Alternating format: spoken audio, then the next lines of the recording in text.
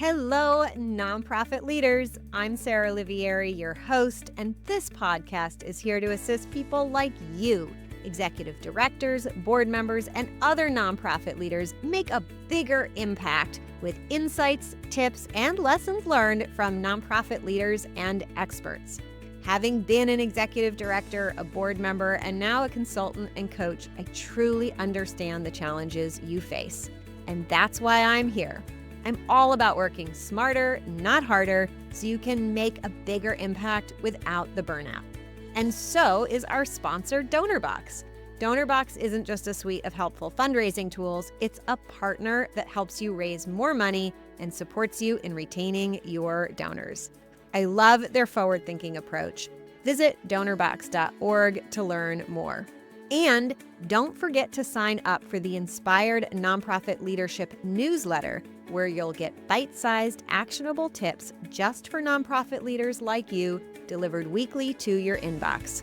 Sign up at inspirednonprofitleadership.com/sign up. Okay, let's dive into today's episode.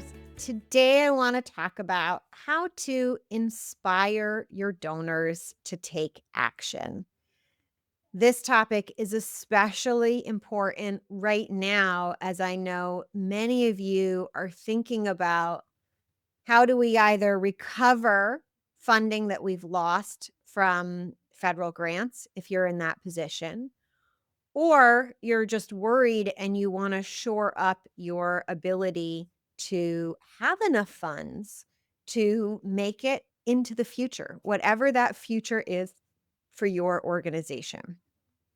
So, in another time, we can talk about how to bring in new donors, but this is how to talk to people who you have some level of relationship with, right? Asking people or inspiring people to take action who you don't know yet, who you haven't met yet. You need to get to know them a little. You need to form a little bit of a relationship with them before you should ask them. So this is for your existing donors and as well your existing list of people who know you. So people who already are on your email list, people who are already following you on social media and engaging with you to a certain extent. First of all, I just want to frame up this thinking with what do donors want? Donors want to be part of the journey that your nonprofit takes in solving the problem. They want to be able to say, I helped make that happen. I was a part of achieving that, or I am a part of making that happen, right? It doesn't have to be something that it was in the past, right? In the moment they're giving, it's, I'm going to be a part of that. And then later on, they get to say, I was a part of that. The other thing I want you to remember in thinking about engaging and inspiring donors to take action is that you asking them for a gift is you giving them a really nice opportunity to be a part of the journey, right? So imagine a friend of yours is having a party. They're a good friend, but they didn't invite you. Do you go anyway? You might have to think for a little bit. Do I go anyway? Now imagine the same good friend is having a party and invites you. You're going to go, right? So the ask is the invitation to the party. So if you've ever felt uncomfortable about making an ask, just think about it's an invitation to the party and how uncomfortable you make people feel if you don't invite them. So think of your asks as an invitation.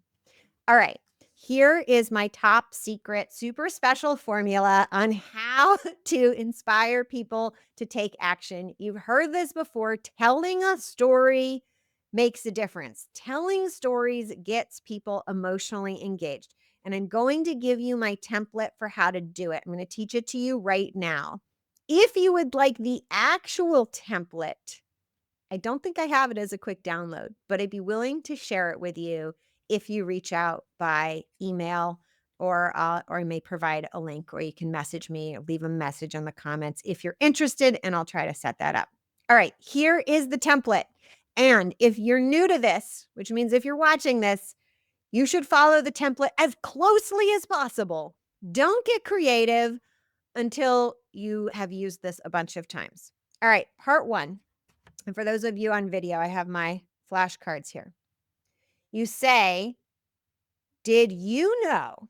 And then you add a fact about the big picture of your issue. So let's say your issue, you're a domestic violence support organization, right? So the issue is domestic violence. Or maybe you're an animal rescue organization. The issue is animals needing rescue or animals' well being.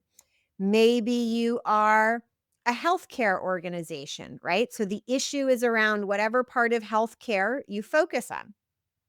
So you start with, did you know, and add a fun fact about the big picture. Did you know I'm going to make up some numbers. 1 out of 10 people in a relationship is a victim of domestic violence. Whatever fact there is that is interesting, that is surprising, that is compelling. This fact will grab people's attention, and it's really important that it's phrased as a question, because questions get our brain. It's really hard not to answer a question. Like if I say, "What color shirt are you wearing?" You really can't not answer that question, at least in your head, or at least you start to answer it. It's very compelling to our brains when we're asked a question. So that makes a great, what we call in marketing terms, hook. Ask a question. Did you know? And then share a fact about the big picture that is intriguing or shocking. Okay, next sentence is going to be, I'll never forget, and then fill in a vivid example of the problem. So I'll never forget the first time I saw a homeless person on the street. So if you're the executive director, you share your I'll never forget story. If you're writing one of these to come from a board member, this is where you customize it. You have them, or a staff member, you have them fill in their own personal I'll never forget, whoever this is the author of this story. So I will never forget the first time I gave blood. I will never forget, and then share the details, right? Or I'll tell you a true story. I'll never forget the first time I went to give blood, and I was turned away because I had spent more than 3 months in Africa. Right? So there's beginning to get at a problem of people who are not allowed to give blood. So the more details, the better, without writing a novel, right? What did it smell like? What did it sound like? What did it feel like? All right, next sentence. You're going to say, but it doesn't have to be like that. And that's when you share your organization's core belief. If you don't have a core belief, let me know. We'll talk about how to get a core belief later, but it is something that your organization believes in that is behind your mission, right? So your mission might be to end homelessness, and your core belief might be that no one should ever have to experience homelessness. Okay. After you share your core belief, next thing you're going to do is say, and this is written or verbal, right? So when I say, you write it or you say it. And that's why we're on a mission too. And then share your mission. Hopefully you have a unique and compelling mission. If you don't, there's some extra homework for you. Step 5 of 7 total, by the way, is now you're going to say, we're planning to, and then summarize your big plan. So in normal times, you can always use this to summarize your big vision for your organization, but you can also use it kind of like a campaign. So we're planning to raise $100,000 in the next 3 months to start a fund, an emergency fund, or anything like that. All right.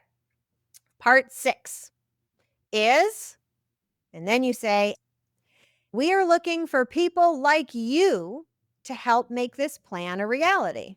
That one's easy.